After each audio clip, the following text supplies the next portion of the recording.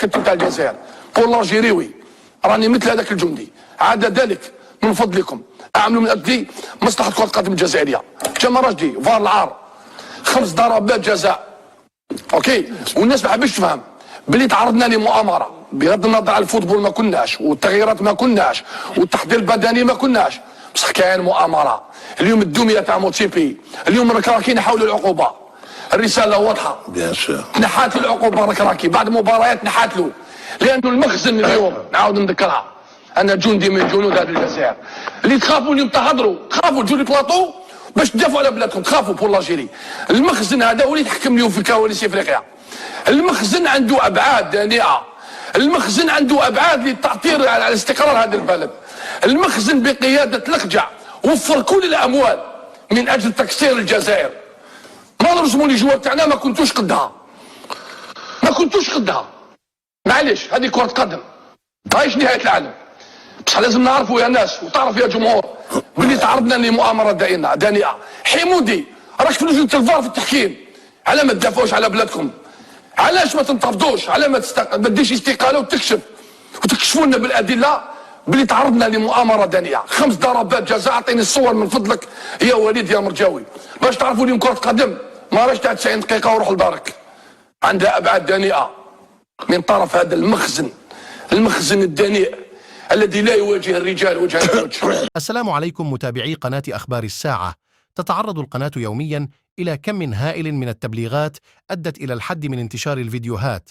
المرجو منكم دعم قناتكم التي تعنى أولا وآخرا بالدفاع عن المغرب وتنوير الرأي العام بكل ما يتعلق به بخطوات بسيطة هي كالآتي: تسجيل الإعجاب بالفيديو، الاشتراك في القناة، وتفعيل التنبيهات، ثم التعليق على الفيديو، وشكرا.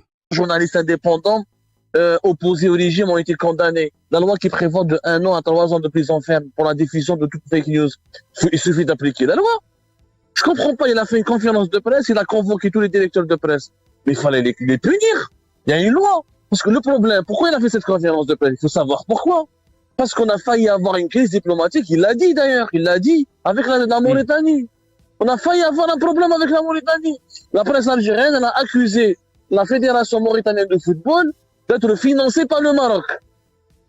Comme quoi, c'est les Marocains qui ont financé l'équipe nationale de football de la Mauritanie dans un stage en Tunisie pour gêner, pour créer des difficultés à l'équipe nationale d'Algérie dans le cadre d'un complot général pour éliminer. C'est quand même fou. Et les Mauritaniens ont protesté verbalement, ils ont certainement fait savoir leur colère, etc. Ce qui est logique. Ce qui est, c'est une attaque inqualifiable contre la Mauritanie qui est neutre dans le conflit algéro-marocain et avec laquelle nous avons des relations de très bon voisinage. Dans ce cas-là, vu la gravité des faits, pourquoi ne pas punir les auteurs de ces fake news? Quelle a une loi? Alain Belkacem, le journaliste à Chourouk en 2021, ou en 2021 ou en 2022, l'a fait avec le Nord, ils l'ont mis en prison. Mustafa Benjema, ils l'ont mis en prison. Comment il s'appelle? Le Qadi Hassan en prison. Hassan Bourras. Je comprends pas. Et en plus, c'est quoi la leçon de cette histoire?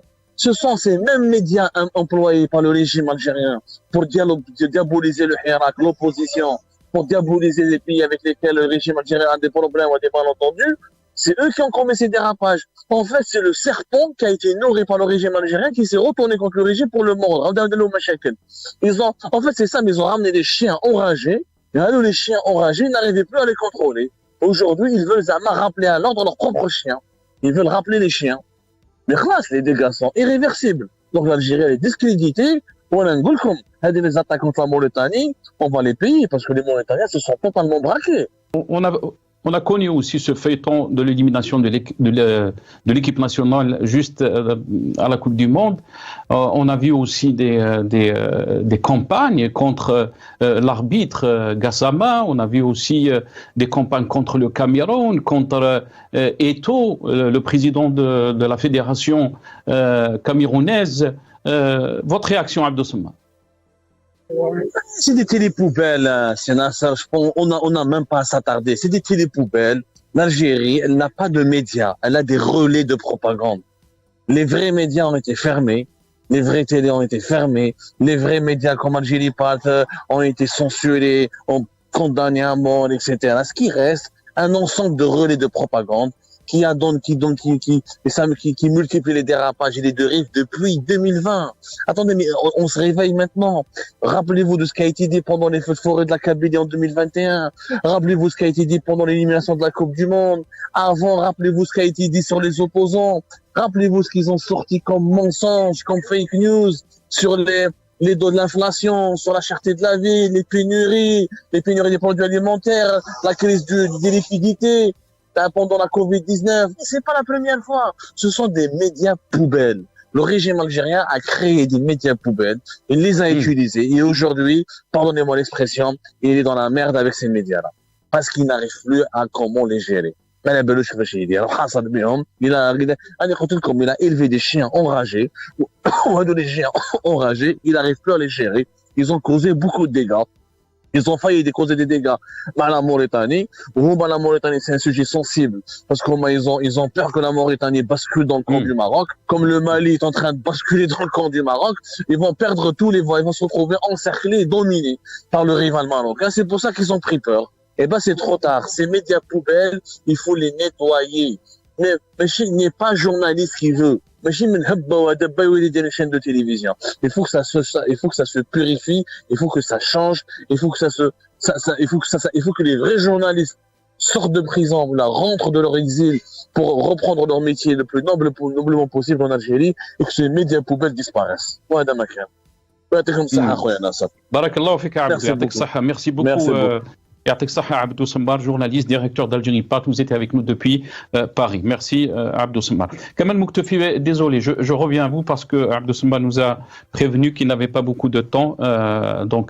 Par rapport à cette émission, votre réaction, vous avez entendu donc l'intervention d'Abdou Sembbar, vous avez entendu aussi ces passages de vidéos qu'on a fait passer. Avant de vous donner la parole, on va revenir aussi sur ce passage dans la chaîne El Bilad donc ce niveau qu'on est arrivé. On regarde cette petite vidéo, je reviens.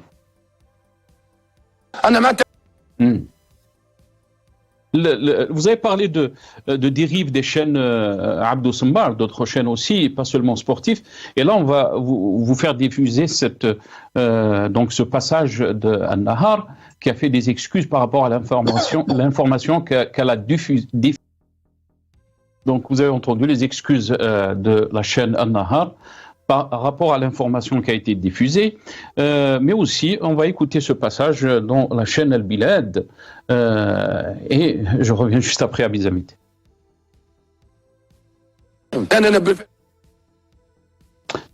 On peut rien dire en tous les cas.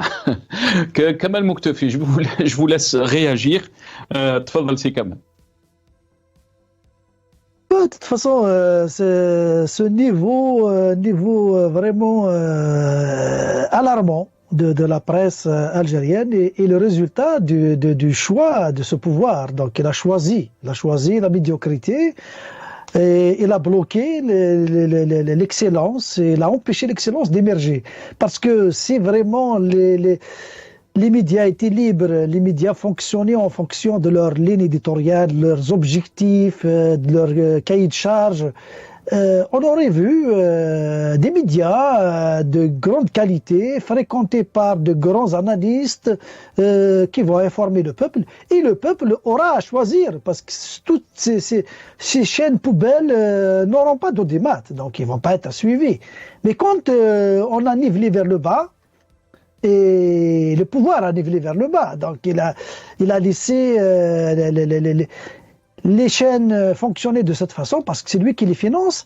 Il a besoin de ça aussi, donc il les maintient à ce niveau-là de médiocrité. On ne peut pas aller plus loin que ça tant que la chape de blanc il est toujours sur la tête des médias algériens. Nous avons des journaux, nous avons des médias qui peuvent faire mieux. On ne peut pas mettre tout le monde dans le même sac. Mais si on les laisse travailler, si on les laisse faire les choses selon leur conscience, selon leur expertise, selon leur connaissance, mais on les empêche parce qu'on a besoin d'eux, on a besoin de les orienter, on a besoin de les utiliser pour des besoins d'une politique très basse. d'une politique politicienne qui est celle de faire dans l'esbrouf promotionnel un pouvoir en panne dans tous les domaines.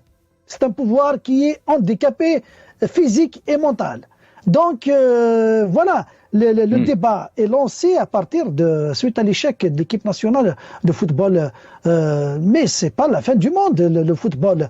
Ça intéresse tous les Algériens, c'est le sport national, mais ça n'aurait pas donné toute une cacophonie qui n'intéresse pas l'Algérien. L'Algérien, il est juste amoureux de son équipe nationale, il veut qu'il gagne. Mais pourquoi on a instrumentalisé le football en politique?